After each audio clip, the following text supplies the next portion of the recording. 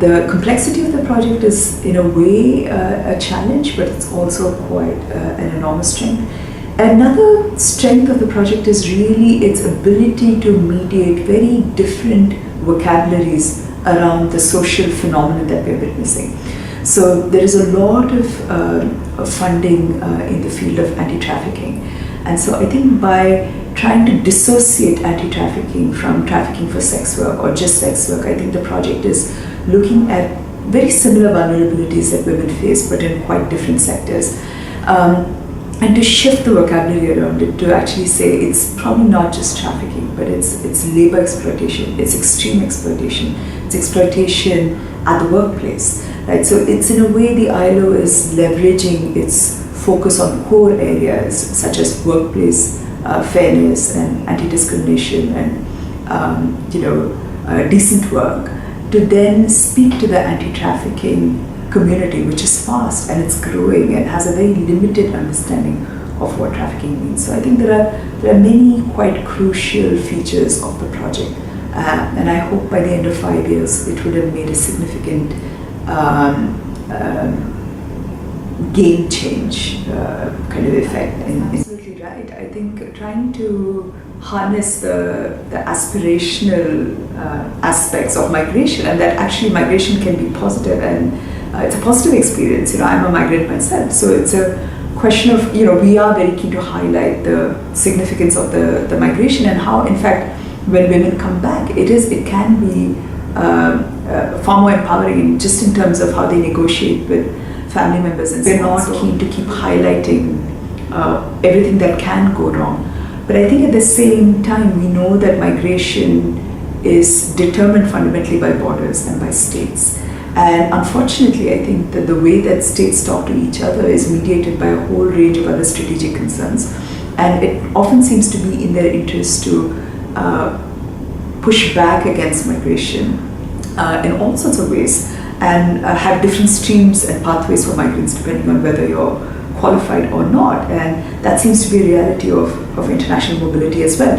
So I think our goal is to actually, or the goal in the project is to be cognizant of that, because that pushback against mobility is then expressed in a whole range of laws and policies. And so every time we demonstrate some of the unintended consequences of women's migration, where they might be exploited along the migration chain, the response, the knee-jerk response of states, particularly in South Asia, is to simply ban them from moving. Right, so it's not even that it's the destination states, but it's also the states of origin, which somehow think that by preventing women from moving, we are actually protecting them. So I think one of the key lessons we've learned from the project is that migration bans don't work, that women will travel anyway. The question is, under what circumstances do we want them to travel? And is there anything that we can do to enable their movement rather than disable them? Because actually both ways states benefit. States benefit when you also ban them, because states of origin benefit because these women are staying back and they're possibly working under worse conditions.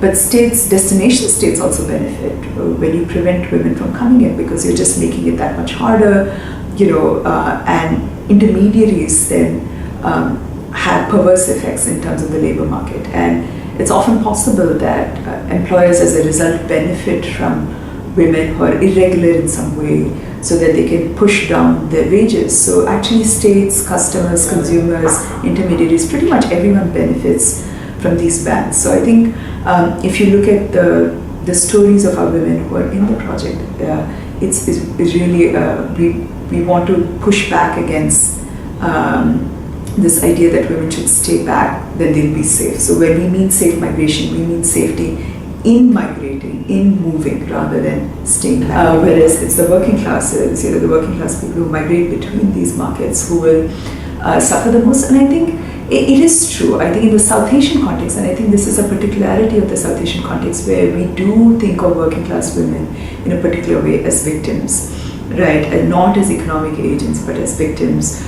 And we are very comfortable with saying we have an anti-trafficking law that will rescue victims. So I've been looking at some of the trafficking laws, and I think this is what we are finding. We're finding that these are very, very gendered ways of talking about migration and mobility and trafficking.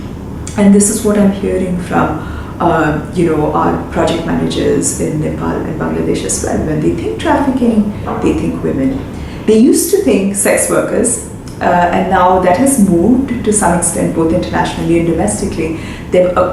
States have acknowledged that you can be trafficked into different labor sectors. But the idea that, those who are trafficked are women has still persisted. So the paternalist impulse is very, very strong. And with that comes the police. There's a whole machinery that comes with it. And we have to really think about whether the police are empowering for women. And historically we know they're not. And the model of rescue, rehabilitation, raid rescue rehabilitation has produced not just negative consequences, it's produced perverse consequences, I think, in the South Asian context. So I think that is going to be a challenge, a persistent challenge. And I think for future projects in South Asia, I think we have to continue to present these women for what they are, which is really that they're economic agents, they're breadwinners, they're able to renegotiate balances within the family, right? Where it's the women who stay home and take care of the children, and it's actually the women that are migrating. And I think we have to be very, very careful, because in recent anti-trafficking policy in India, we are seeing that we have provisions criminalizing trafficking for begging, trafficking for marriage, trafficking for surrogacy.